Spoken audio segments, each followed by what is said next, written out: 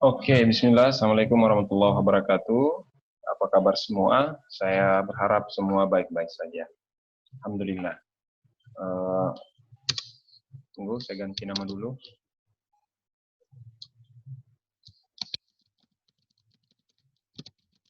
Baik.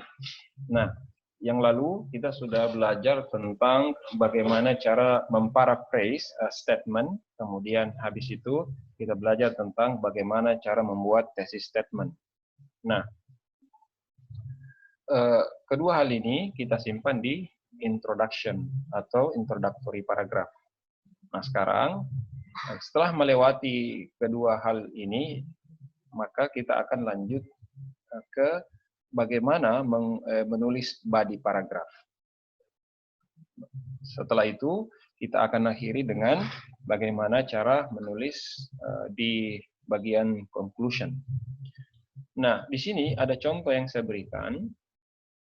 Giving lectures in auditoriums to large numbers of students is an old way of teaching. With the technology available today, there is no justification for it, and everything should be done online. To what extent do you agree or disagree? Give your opinion. Nah, ini adalah contoh pertanyaan yang menarik untuk kita jadikan soal atau jadikan pembahasan. Mari kita artikan. Pertama, giving lectures in auditorium to large number of students is an old way of teaching. Jadi mengajar di ruangan yang besar atau auditorium di mana dihadiri oleh banyak siswa itu adalah cara lama mengajar. With the technology available today, there is no justification for it. Dengan teknologi yang kita punyai hari ini, maka hal tersebut tidak seharusnya dilakukan lagi. And everything should be done online, dan segala proses belajar mengajar harusnya dilakukan dalam bentuk online. Jadi perhatikan kata kuncinya bahwa pengajaran dilakukan secara online. Lalu ditanya, to what extent do you agree or disagree? Kemudian give your opinion. Nah, di introduction kita harus menjawab pertanyaan ini, to what extent do you agree or disagree? Inilah yang kemudian akan menjadi cikal bakal dari thesis statement kita. Okay? In this example, the answer is disagree. Okay? Jadi dia disagree. Ntar saya perlihatkan contoh yang lengkapnya. Tapi saya ingin memperlihatkan kepada Anda bagaimana cara kita membuat outline. Dan dari sini akan lebih mudah untuk membuat kita mudah untuk menganalisis sebuah struktur short essay atau essay dalam IELTS. Jadi kita mulai dari disagree. Nah, kita tidak cukup dengan menuliskan disagree. Disagree itu harus kita ikuti dengan dua alasan kira-kira mengapa kita disagree. Ini masih di thesis statement. Sebentar saya perlihatkan thesis statementnya.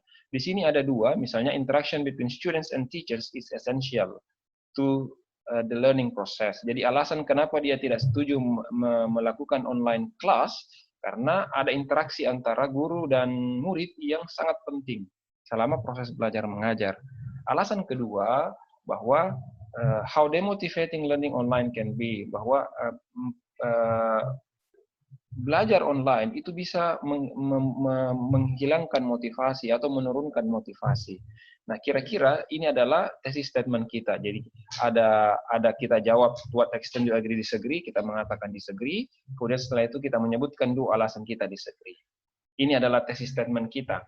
Nah, setelah itu maka di body paragraph, ingat, di body paragraph itu hanyalah menjelaskan apa yang kita tulis di introductory paragraph. Kesalahan banyak orang ketika dia di body paragraph, maka dia menjelaskan hal yang berbeda dengan apa yang dia tuliskan di introductory paragraph. Maka kalau seperti itu, tidak akan mungkin dapat nilai yang bagus.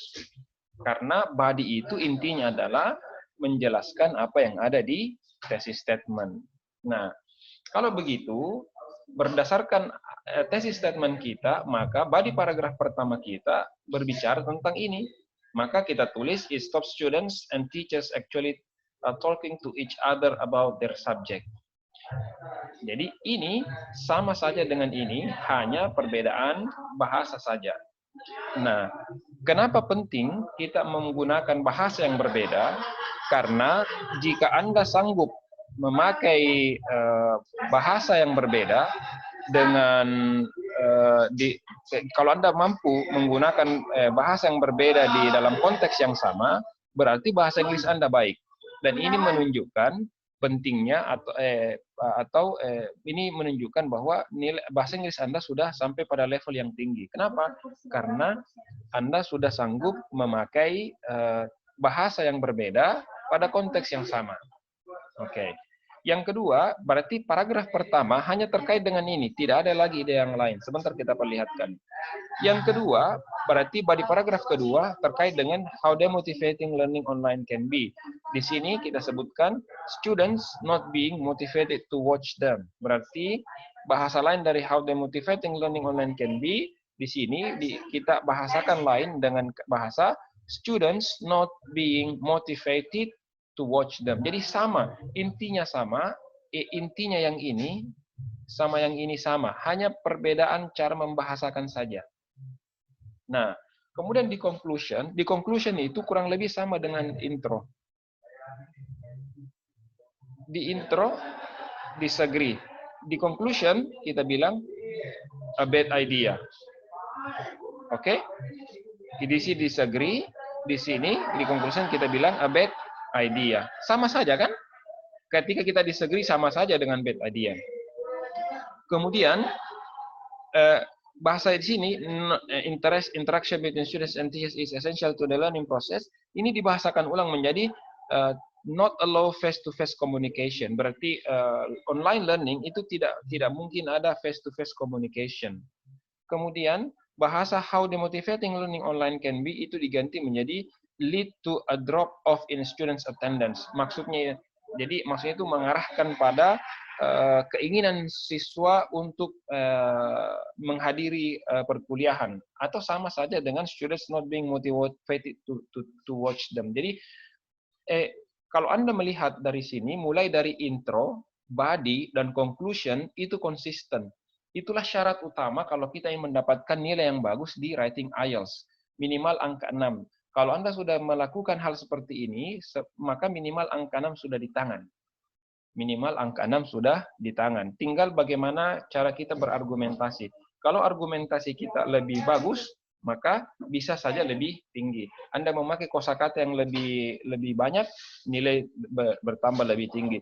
Anda memakai grammar yang bervariasi, maka juga nilainya bisa lebih tinggi. Tapi kata kuncinya, kalau kita mau dapat nilai yang minimal 6 di IELTS, maka Anda harus jawab pertanyaannya, to what extent do you disagree, maka saya jawab, disagree. Kemudian kita sebutkan dua alasannya, lalu dua alasan ini kita jelaskan di body paragraf. Lalu kemudian di conclusion, ya kita hanya membahasakan ulang apa yang kita sebutkan di thesis statement. Jadi semua konsisten. Itulah sebuah esai yang baik. Esai yang memiliki konsistensi yang baik. Nah, sekarang saya perlihatkan bagaimana yang jadi. Saya kasih kecil. Ini. Kemudian ini.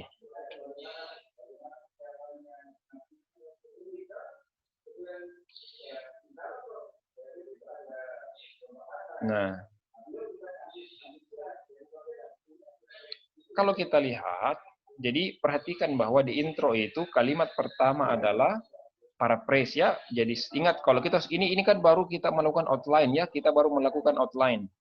Nah, setelah outline baru kita lakukan ditulis. Jadi kira-kira 5 menit pertama ketika kita mau menulis itu habiskan dulu untuk memahami soal atau memahami statement, lalu setelah itu bikin outline seperti ini. Kalau Anda punya outline seperti ini 15 menit bisa selesai. 15 menit bisa selesai. Paling lama 30 menit lah. Atau kalau mau yang digaya-gayai bisa sampai 40 menit. Tapi yang paling penting itu 5 menit pertama jangan langsung dikerja. Tapi dipakai untuk memahami soal, lalu kemudian bikin outline seperti ini. Nah, pertama di intro, di sini kita lihat intro. Jadi intro ini diawali dengan paraphrase. Lalu setelah paraphrase, maka disebutkanlah dua alasannya tadi. Gitu ya. Nah, kemudian setelah itu kalau Anda lihat yang ada di sini ini adalah kan intinya di sini bukan ini learning via computer may be convenient, bukan ini hanya sekedar ibaratnya memasuki topik, tapi intinya adalah it stops students and teachers actually talking to each other about their subject. Nah kan sama kan? Nah inilah yang kemudian dijelaskan. Pupil needs to ask the teacher questions in order to fully understand the material, and they also need to talk about the topic to help them remember and fully understand it. For example, the School of Law at Queen's University allows students to question the professor at the end of each lecture, and then they have a seminar in which learners can debate each topic, resulting in some of the best exam result in the UK. Jadi semua penjelasan ini hanya menjelaskan yang warna merah. Jadi itu namanya konsistensi dalam menulis, dan itu yang sudah saya ajarkan kita semua ketika di semester 1, semester sebelumnya, bahwa kita punya topik sentence, ini adalah topik sentence, lalu topik sentence itu kemudian dijelaskan oleh supporting sentences setelahnya. Maka semua adalah supporting sentence yang intinya hanya menjelaskan topik sentence. Kira-kira seperti itu. Sama dengan yang di sini. Intinya adalah students not being motivated to watch them. Jadi dia bilang presenting lectures solely online. Maksudnya solely itu semata-mata, artinya membuat mata kuliah hanya dengan online, hanya memunculkan beberapa masalah atau memunculkan masalah. Apa itu students not being motivated to watch them? Siswa itu kurang motivasinya atau tidak termotivasi untuk menonton mereka.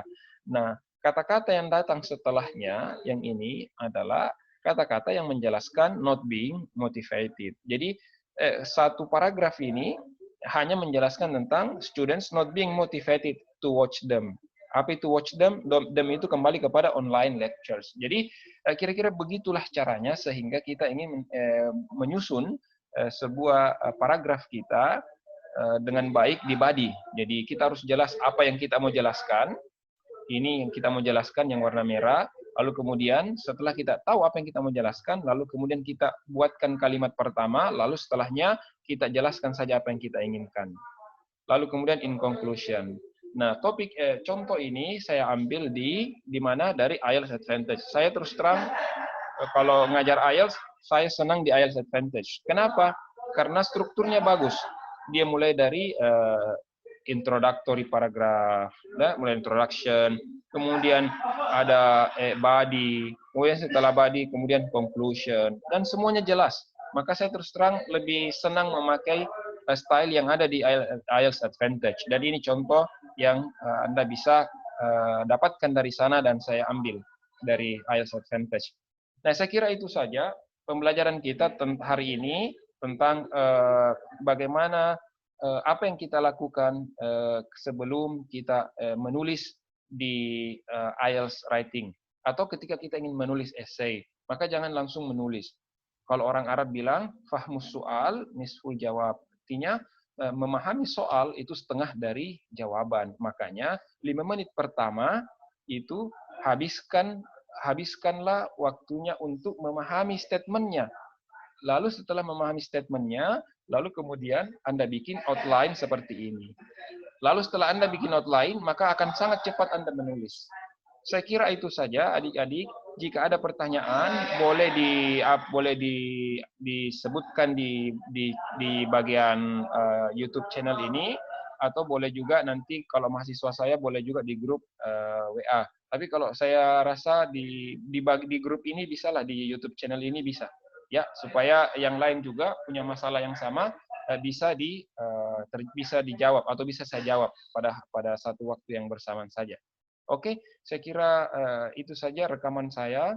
Mudah-mudahan ada manfaatnya. Kalau ada pertanyaan, silakan. Saya sangat senang. Assalamualaikum warahmatullahi wabarakatuh.